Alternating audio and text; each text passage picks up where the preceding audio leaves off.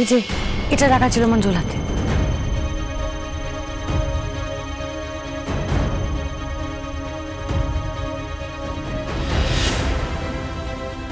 পার্বতী, এটা তোমার ঝোলাতে কে রাখতে পারে বলো তো?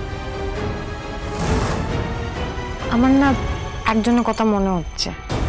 বাই এনি চান্স তোমার কি মামুর কথা মনে হচ্ছে? আমারও তাই মনে হচ্ছে। সুদীপা দিদির বাড়ি থেকে ফেরার পর আপনি যখন বললেন না লোকজন আসবে, খোঁজাখুঁজি করবে, তখন মামার মুখটা কেমন সাদা মেরে গেছিল।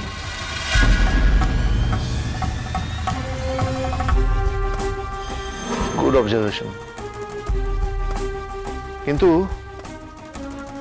আরেকজনের মুখও কেমন ফ্যাকাশে হয়ে গেছিল, সেটা কি তুমি খেয়াল করেছো?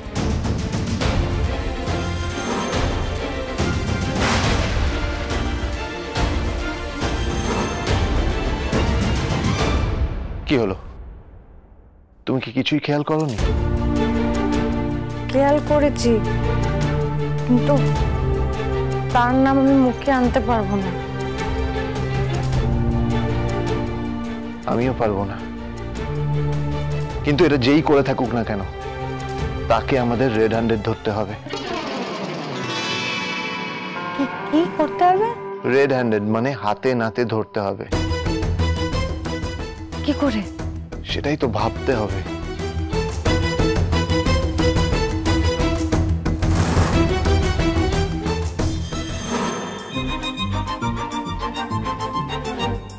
শহুরে বাবু, আমার মাথায় একটা বুদ্ধি এসছে। কি?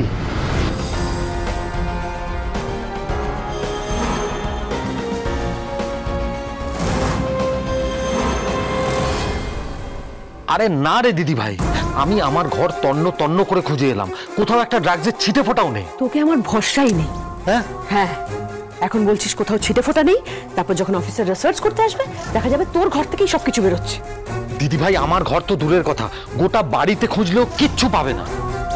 দিদি ভাই, আমার মনে হচ্ছে ওই গাইয়া মেয়েটা রাস্তাতেই কোথাও ফেলে এসছে। আর গাইয়া গাইয়া বলিস না ওকে রণ, দেখছিস বুদ্ধিতে তোকে ও মাত দিয়ে চলে যাচ্ছে। না রে, সব জিনিস রাস্তায় ফেলে দেওয়ার মেয়ে তো নয়। আমার তো অন্য সন্দেহ হচ্ছে। কি সন্দেহ? আচ্ছা,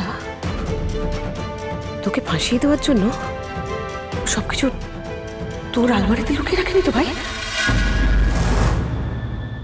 আমার আলমারি? শোন না, সাবধানে মার নেই, যা তো গিয়ে তোর আলমারিটাকে ভালো করে খুঁজে দেখ। দিদি ভাই বিশ্বাস কর, আমি আর কথা বাড়াস না, ব্যাপারটা সিরিয়াস, একটু বোঝ।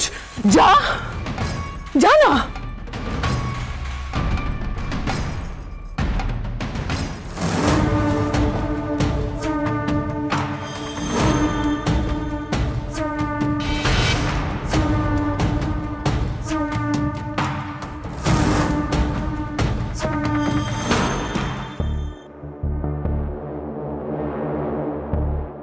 দিদি ভাই ঠিকই বলেছে, ওই গাইয়া ভূতটা জেনে গেছে সব আমিই করেছি, তাই এই প্যাকেটটা ও আমার আলমারিতে রেখেছে। পার্বতী, তুমি জানো না আমি কি জিনিস। তুমি যদি ডালে ডালে চলো, আমি পাতায় পাতায়। দেখি এবার কি করে তুমি আমায় ফাঁসাও।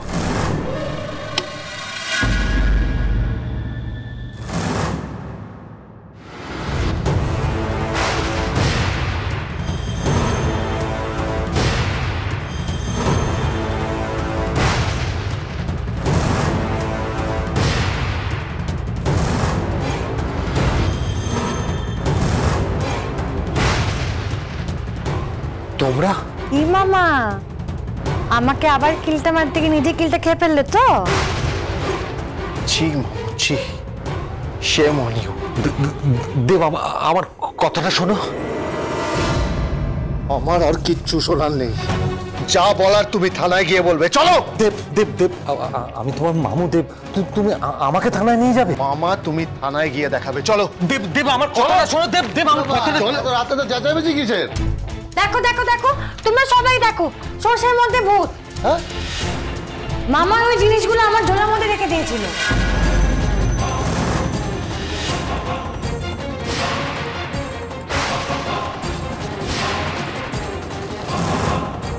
কিন্তু মামা, তুমি ঘুঘু দেখেছো, ফাঁদ দেখোনি। মুখে কালি মেখে সবার সামনে জুতো পেটা খেয়ে তোমার শিক্ষা হলো না। উল্টে শোধ নেবার জন্য তুমি এমন করলে যে ওই ছাইপাশগুলো আমার ব্যাগে রাখতে হলো।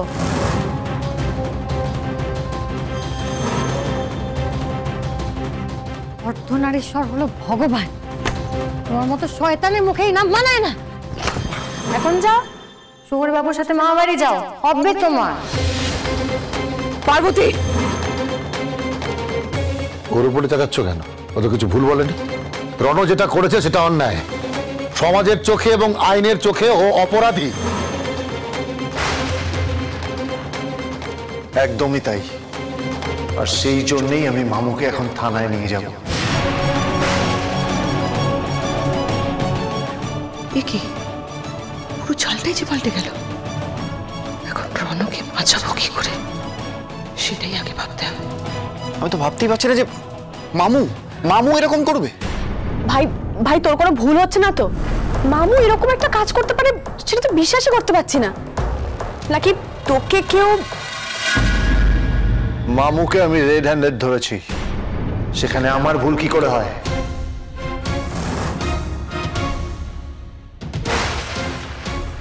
আমি যা ডিসাইড করার করে নিয়েছি। চলো এবার যা শাস্তি দেওয়ার ওকে আইনই দেবে। চলো। এই আইন ওকে কি শাস্তি দেবে রে? ওকে যা শাস্তি দেওয়ার আমি দেবো। আমি এত বড় আসপর্দা তোর, কি ভেবেছিস? কি ভেবেছিস কি তুই? কেন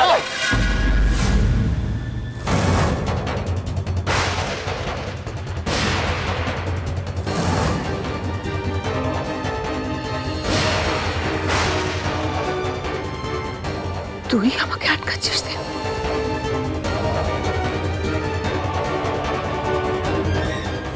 মামু যে কাজটা করেছিল তাতে যদি পার্বতীর ব্যাগ থেকে জিনিসগুলো পাওয়া যেত তাহলে সিআইডি অফিসার দেবপাল চৌধুরীর সম্মান তো যেতই, তার সাথে আমাদের এই পাল চৌধুরী বাড়ির সম্মানও চলে যেত।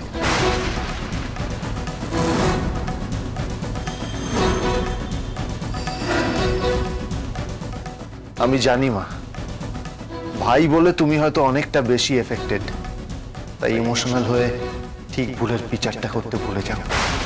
কিন্তু পার্বতী আগে থেকে বুঝতে পেরেছিল বলেই সব দিকটা রক্ষা হলো। Bravo Bravo Parvati. বুঝলে তো মামা, পাপ কখনো বাপকে ছাড়ে না।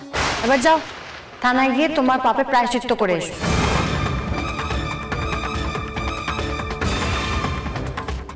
তবে কি জানো, তুমি শুধরবে না, ঠিক ওই রাস্তার লালু বুলুদের লেজের মতো। যতই খেতে দিই না কেন, সোজা হয় না।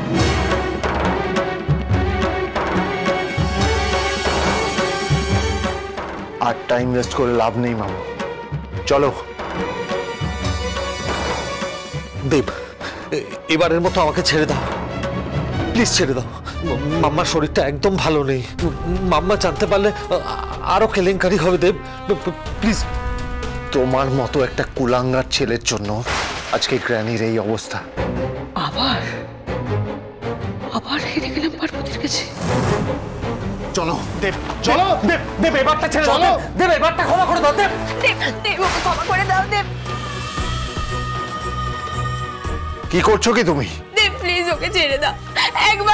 একবার সুযোগ দাও, একবার সুযোগ দাও প্লিজ। দেখো দেখো, ভালো করে দেখো, যাকে উঠতে বসতে কাল বন্ধ করো, এখন সেই তোমার জন্য কান্নাকাটি করছে। ওকে ক্ষমা করে দাও দেব, ওকে প্লিজ নিয়ে যেও না, ক্ষমা করে দাও। শহুরে বাবু, মামুকে এবারের জন্য ছেড়ে দিন, অন্তত মামির মুখ চেয়ে।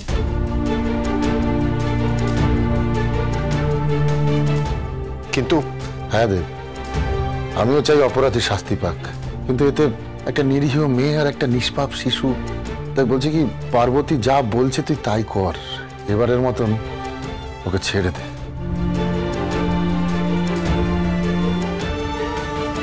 ভাই, তুই যে পাল চৌধুরী বাড়ির সম্মানের জন্য এত ভাবছিস, তুই মামুকে এখন থানায় নিয়ে গেলে সেই সম্মান থাকবে তো?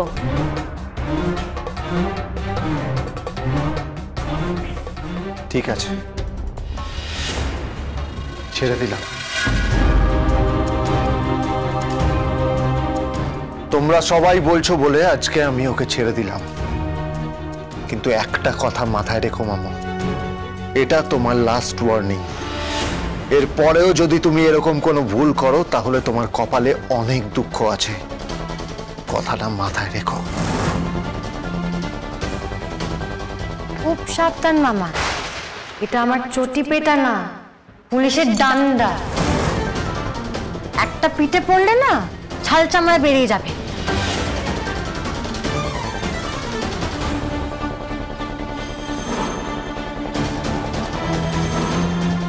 দিদি ভাই, সেই তুই আমায় মারলি, আমি তো তোর কথাও না। আমার ইচ্ছে করছিল তোকে গলা টিপে মেরে ফেলতে রনো।